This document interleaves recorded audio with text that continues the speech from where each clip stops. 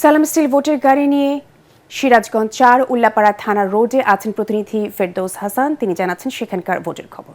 সালাম স্টিল ভোটের গাড়ি নিয়ে এখন আমরা রয়েছি সিরাজগঞ্জের বেলকুচিতে। এটি সিরাজগঞ্জ ৫ আসন, সিরাজগঞ্জ জেলার বেলকুচি এবং চৌহালি উপজেলা নিয়ে গঠিত। এই আসনে আসন্ন ত্রয়োদশ জাতীয় সংসদ নির্বাচনে বিএনপি এবং জামায়াত সহ মোট ৬টি দলের প্রার্থীরা প্রতিদ্বন্দ্বিতা করছেন।